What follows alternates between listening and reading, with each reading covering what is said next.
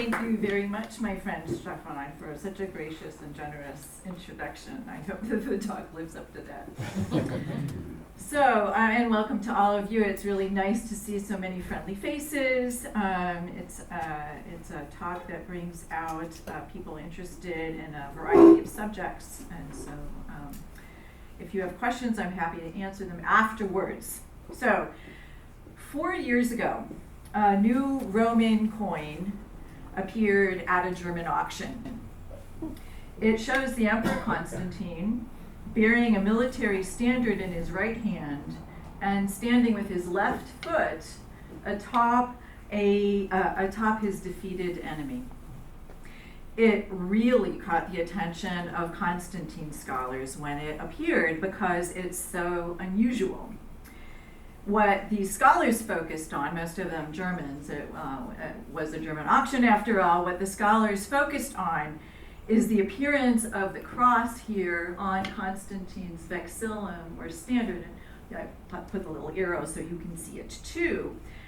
What these scholars more or less ignored, however, was the aspect of the coin that I find so fascinating, namely this figure here on Constantine's left, squirming under his shield. Sort of like a snail or a slug being squashed by this shield. This kind of coin is called a calcatio coli, which literally means a neck-stomping coin. This coin type, with the foot of an emperor or a divinity or a horse on top of the neck or other body part of a defeated subject, isn't in itself particularly new. Many of Constantine's predecessors had issued coins like this. For example, this is a coin in a somewhat different form, but minted by Constantine's predecessor, his father-in-law, the former Western Emperor Maximian. Here, the victim is kneeling and facing away from the emperor, who has his feet on the subject's back. Nevertheless, when I compared our coin with all available images of previous calcatio coins from the period just before this one was minted, which you can now do thanks to very handy databases, I noticed that this one was different, where all the other coins depict the subject as kneeling or seated. This one is really unique for its ambiguous representation of the subject. Is he in water? There's this wavy stuff underneath him. Maybe. Does he have a serpent's tail? Maybe. We'll come back to that in a little bit. In order to see why I was so taken by this coin and its image, and to learn what it might possibly have to do with the subject and title of today's lecture, let me back up a little bit. In fact, let's back right up to the year 312 of our era.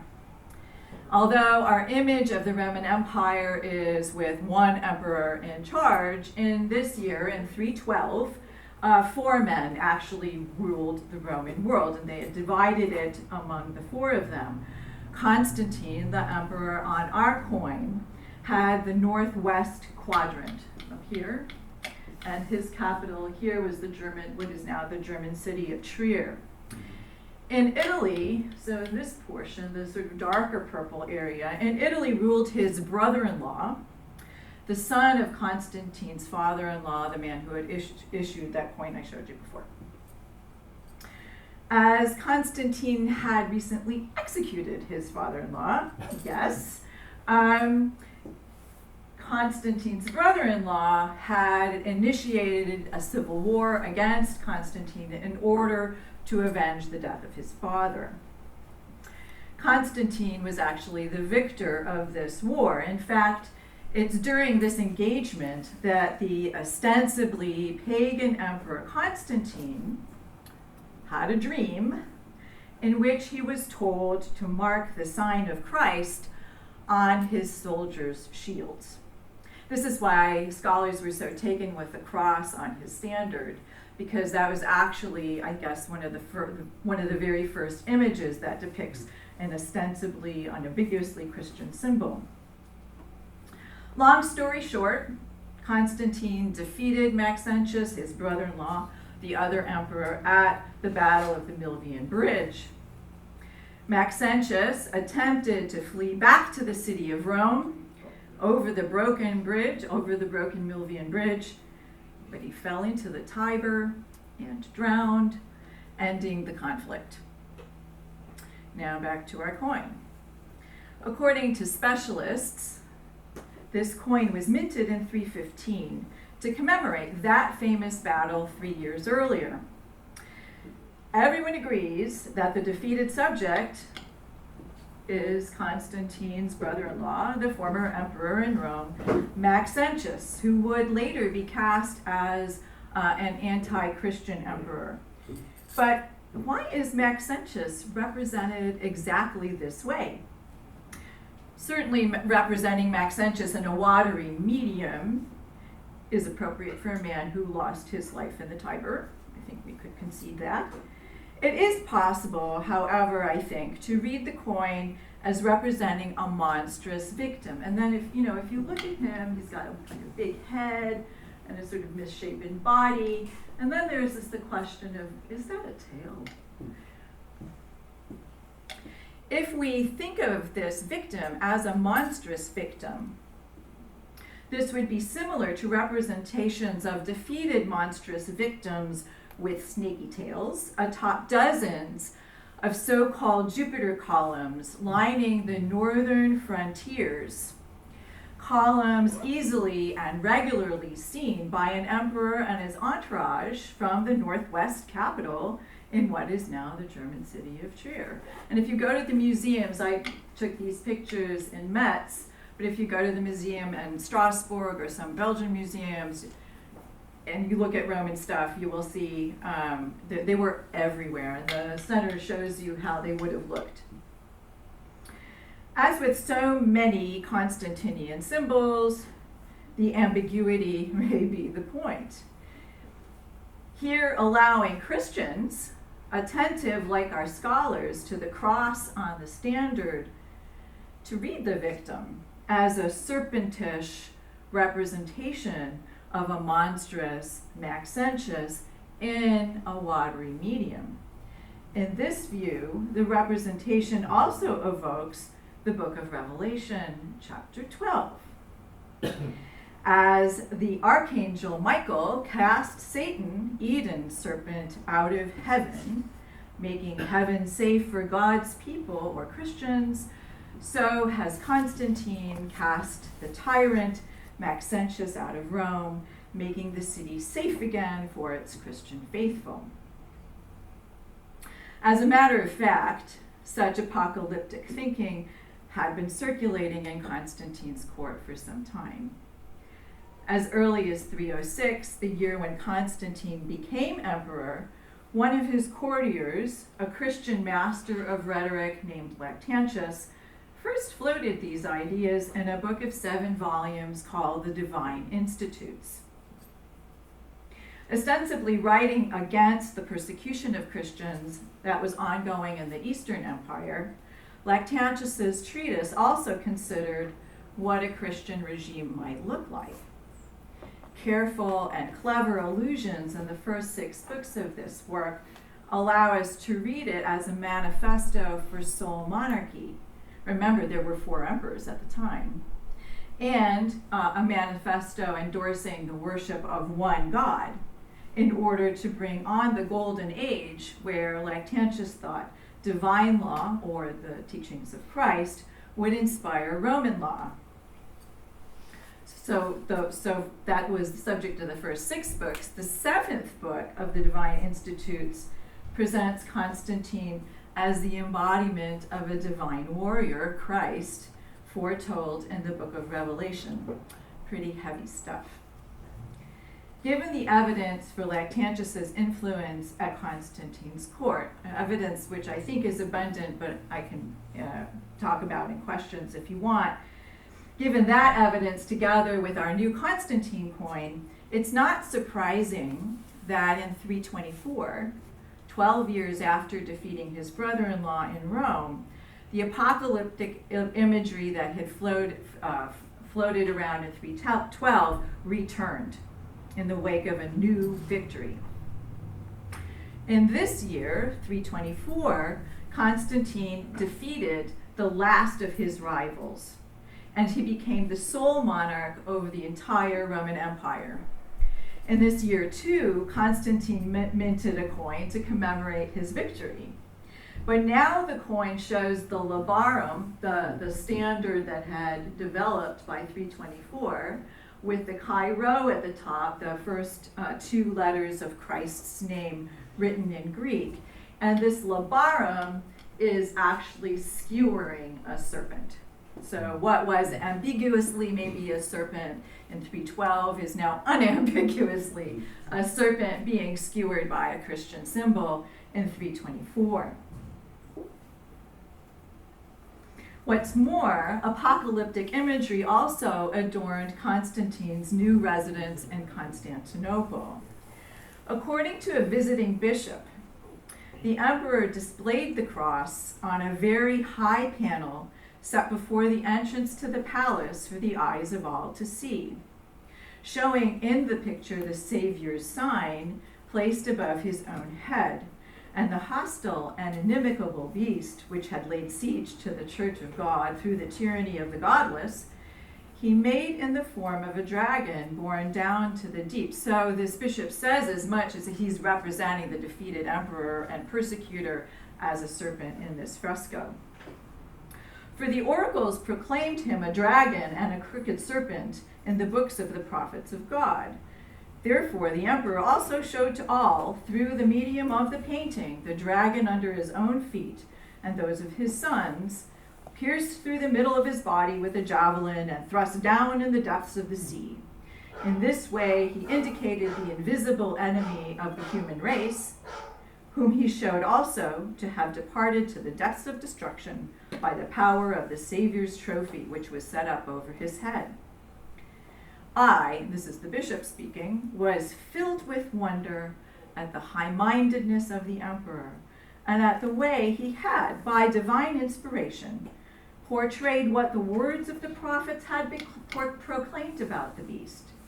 God will bring, they said, the great and fearful sword against the crooked dragon serpent, against the dragon serpent who flees, and will destroy the dragon that is in the sea. Although the bishop reaches toward the book of Isaiah to explain the imagery here, thus depicting Constantine as a new Cyrus, the image he describes fits equally well, I think, the scene from Revelation chapter 21, when at the end times, the dragon is cast into the lake of fire to be eternally tormented. Constantine's palace is no longer standing in what is now the city of Istanbul, but I think that this image from a early medieval Psalter captures nicely what the imperial fresco might have looked like. In this period also, in the 320s, the emperor dedicated at least one church to the archangel Michael along the Bosphorus, the strait that separates Europe from Asia. And Michael, you might remember, is the angel who cast Satan out of heaven, which I showed you before, but he's also the archangel that the book of Daniel prophesies will appear to help the persecuted at the end times. It's understandable that a Christian community who had just withstood a decade of persecution across much of the Roman Empire might have embraced the imagery depicting their sovereign as a cross-bearing soldier, vanquishing the evils of religious repression. However comprehensible this response, however, these images are wildly at odds with the previous conception of the Christian hero, that of the martyr, known for enduring, not promoting violence. In fact, before Constantine's accession, Christians living in the Roman Empire valued, so far as our sources suggest, the image of the martyr as a true heroic Christian, stubbornly resisting the force of the state and enduring violence patiently as a result. Now, this is a medieval carving. I can't show you a 3rd or 4th century depiction of a martyr. Nevertheless, we have a number of places in the Mediterranean that we know, where we know people venerated the sites of either the martyr's internment or deaths. When Christians contemplated vengeance, as did the 1st century author of the book of Revelation, they imagined the earthly return of Christ in a future time. They imagined Christ as a divine warrior who, having conquered death, could defeat sin, evil, and tyranny. Christ would thus inaugurate a new age when men and women might finally become divine. These two images, the martyr as enduring contemporary state-inflicted religious violence, and the resurrected Christ as the future armed avenger against those who had engaged in religious violence, fit Christians as the sometimes victimized minority population of citizens within the Roman Empire, especially during times of persecution, such as that raging in the East at the time of Constantine's accession. Before the rise of Constantine, Christians were also ambivalent about whether they should engage in violence through military service. Although Christians did serve in the army and theologians maintained their loyalty to a state that sometimes had to defend itself, writers such as Justin Martyr, Irenaeus of Lyon, and Origen professed an alternative view of Christians who willingly gave themselves over to martyrdom instead of having to bear arms. By the mid-3rd century, Origen, in fact, declared that Scripture forbade Christians from military service. And although some Christian treatises, such as the Apostolic Constitutions, show Christians to have been divided on the acceptability of army service among their number, they all do affirm that the use of violence, namely killing, was a greater moral problem than idolatry. So it's a serious issue. Conversely, at the cusp of the 4th century, Roman emperors were most definitely the perpetrators of violence. However, they and their subjects might have justified their behavior. In the face of frequent usurpations and cross-border predations, the empire's sovereigns presented themselves as emperors in arms, often wielding violence with the help of a divine companion. Militant piety, as one of my colleagues used to say, in order to conquer tyrant usurpers and the evils of barbarian raids. Starting in 303, the Eastern emperors had also invoked militant piety to justify raising their swords against their Christian citizens. These are the prevailing imperial images that the Emperor Constantine inherited and to a great extent appropriated when his dead father's soldiers raised him to the throne. Constantine's image as a militant Christian sovereign has worked so seamlessly that for the most part we haven't considered how jarring a change it might have been for Christian self-presentation overall. If modern historians have questioned anything about Constantine's Christianity, it's either that they suspected his conversion was only a political ploy, or because they wondered about the character of the Christianity he had embraced. Most recent scholarship is willing to grant the sincere character of the emperor's Christian piety, even if questions continue to swirl about the emperor's orthodoxy. But no one, to the best of my knowledge, has found problematic the emperor's militant piety. As for the Christian imagery circulated by the court, most of the historical controversy has swirled around his continued attachment to so-called pagan imagery, or to the ambiguity of some of his monuments, even in the years after his conversion. So, for example, this coin is something that historians also always point to when thinking about Constantine's Christianity. minted in 315 or 16, it shows him paired with the sun god Sol, right?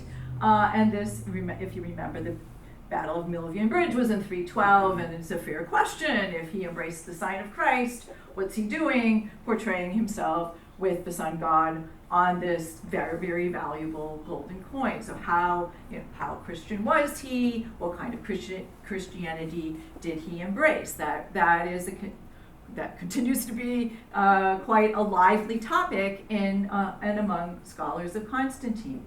Or if you want to go to Rome and look at the Arch of Constantine, which still stands outside of the Colosseum, and has this big dedication or inscription right in the middle, which you can read from the Colosseum, which seems very wishy-washy about his divine inspiration. Again, this arch built to commemorate his victory over Maxentius, the victory when he saw the sign. The inscription reads that he was inspired by divinity. Right? So it's very ambiguous, and not the kind of resounding embrace of a new faith we might suspect. We thus take for granted, I think, the ease with which Constantine presented himself, not only as the first Christian emperor, but as a Christian in arms.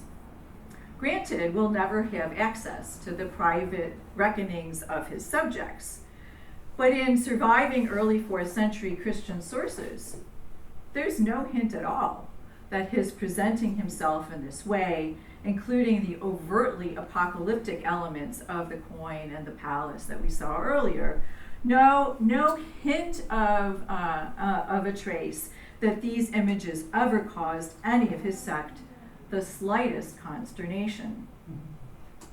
Some North African Christians did push back against Constantine, not because they rejected his image as a militant Christian sovereign, but because he supported bishops whose legitimacy they rejected.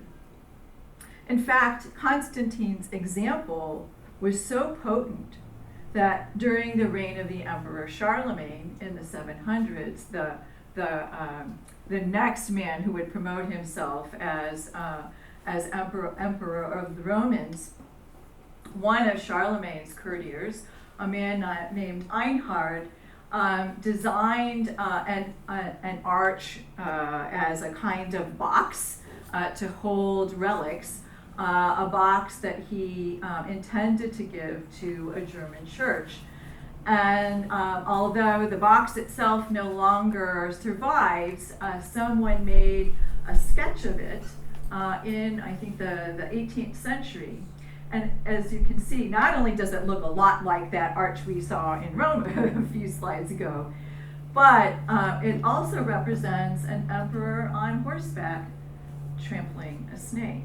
Here's another one on this side. So very powerful imagery that made it, forward several hundred years. Among Protestants, even later, who came to see as tainted the character of 4th century Christianity, it was the emperor's intervention in the church and into church administration that drew the criticism of many Protestants during the Protestant Reformation. It wasn't the way he portrayed himself as a Christian in arms. Even England's Elizabeth I turned to Constantine as a model of divine right rule. I love this graphic. It appeared in the 16th century edition of John Fox's Acts and Monuments. And here you can see the Queen herself. She's sitting in a letter C, which the book makes clear stands for Constantine. And I don't know how well you can see in the back, but here's the Pope. Remember, the English Reformation got rid of the Pope. The Pope is depicted, she's on him, squashing him, and he has a nice snaky tail. And finally, as the art at our own Santa Barbara mission reminds us, The Spanish emperors Charles V and Philip II fashioned themselves as new Constantines, which is how this imagery found its way into our own world. And here's Saint Michael, quis ut Deus, who is as God, which it says right above his head. This is the picture that you can see if you go in the Santa Barbara mission. So even today, we bear the traces of this Constantinian legacy just down the road in Santa Barbara. Thanks very much.